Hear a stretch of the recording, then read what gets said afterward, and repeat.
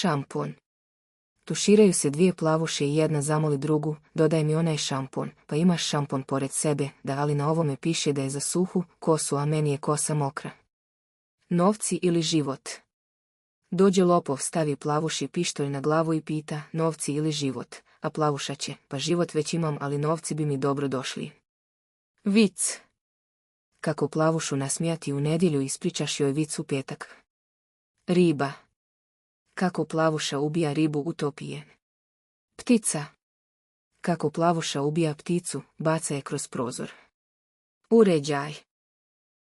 Zašto plavuša nosi uređaj u dom zdravlja, da ga cijepi protiv virusa? Romantika. Šeta Crnogorac sa djevojkom. Kaže Crnogorac curi. Vidiš li ono brdo, cura kaže vidim. Crnogorac pita, a vidiš li ti, curo, ono drvo? Cura kaže vidim. A Crnogorac će. Dosta romantike, hajde da se volimo. Skinhead. Ošišao se mali cigo do glave i dode kući pred majku. Mama, pogledaj, ja sam sada skinhead. Šta si ti? Dodi, vamo. Ubi majka maloga od batina. Poslije pola sata batina, nailazi stari i mali opet pred njega. Tata, vidi, ja sam sada skinhead. Uhvati i stari klinca, pa ga još pola sata izudara. Gleda mali ciga. U majku mu, tek sam sat vremena skinhead, a već mrzim cigane. Potrošnja goriva. Dolazi plavuša u salon kupiti auto i prodavač joj govori o autu, ako ste na otvorenoj cesti troši 7 litara, a u gradu troši 9, kad ga plavuša prekine, oprostite što vas prekidam, ali kako on zna da je u gradu. Posjeta Kini. Crnogorski predsjednik otišao u posjetu Kinu, pita ga predsjednik Kine. Koliko ima stanovnika Crna Gora? Pa ima oko 500.000, kaže Milo. Pa što svi niste došli da malo posjedimo? Vatrogasci.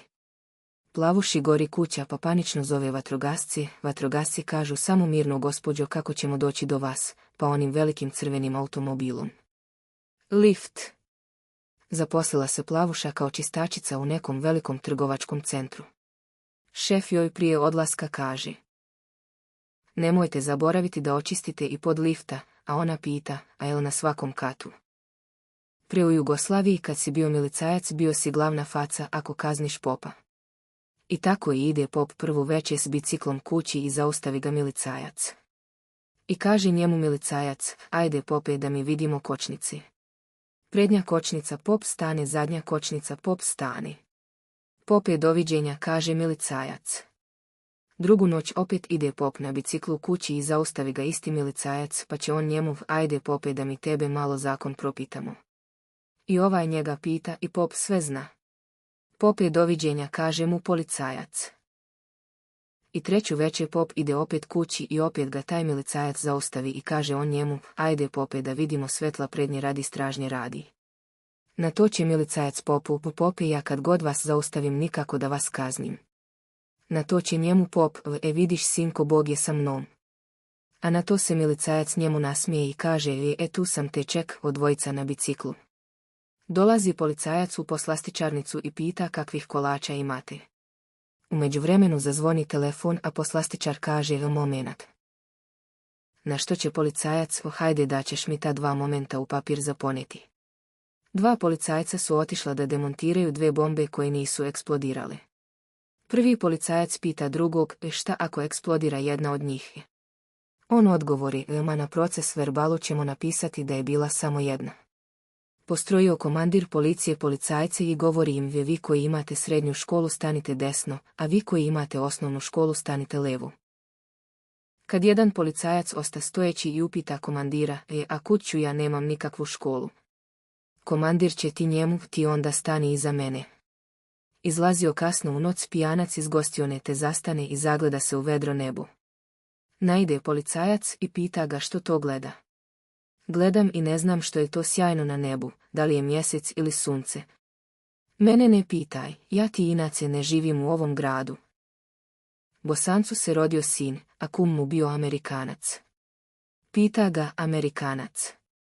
Pa kako ćeš mu dati ime? Bosanac će na to njemu. nazvat ću ga u tvoju čast Amerika. Pita njega zbunjeno Amerikanc. Pa kako ćeš ga zvat? Kaže Bosanac. Lijepo, izađem na balkon i derem se SAD. Došao Haso da obiđe Muju u bolnici i pita ga. Kako si bolan nastradao? Zbog pecanja. Pa kako si pecao, crni Mujo? Prvo sam pecao na gliste, ali me mrzelo da skupljam gliste, pa su mi pokazali što sa baterijom vežeš žice za jedan i drugi kraj baterije, gurneš ih u zemlju i gliste same izlazi. Onda ja uzmem akumulator od kola, vežem žice i gurnem ih u zemlju kad ono izlaze rovci. Uzmem 2 žice, vežem ih za šteker u zidu, izlaze krtice. Gledam ja, onda onaj dalekovod pored moje kuce, gledam ga i ne dade mi šeitan mira, vbacim 2 kuke do žica i zabodem ih u zemlju. I šta bi? Izađe 3. smjena kreke, ubi Boga u meni. Potjera lav Muju i Hasu. Oni krenu bježat u krug oko fontane. Mujo. Haso, umorio sam se, ajmo se odmorit. Haso. Pa uhvatit će nas. Mujo.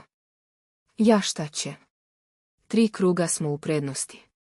Kupio Mujo Fati sat za godišnjicu braka, pa joj kaže. Draga, ovaj sat je original Dolce & Gabbana, sa njim se možeš kupati. Fata će na to. Dobro, a gdje se pušta topla voda? Uhvatili Muju u pljački banke i došao pred sudiju. Kaže mu sudija. Ako vratiš pare, smanjit ćemo ti kaznu. Kaže Mujo sudiji. Dragi sudija, ja da sam mislio vraćati pare, digo bi kredit. Pita Mujo. Što je dugo i bijelo u pustinji? Haso.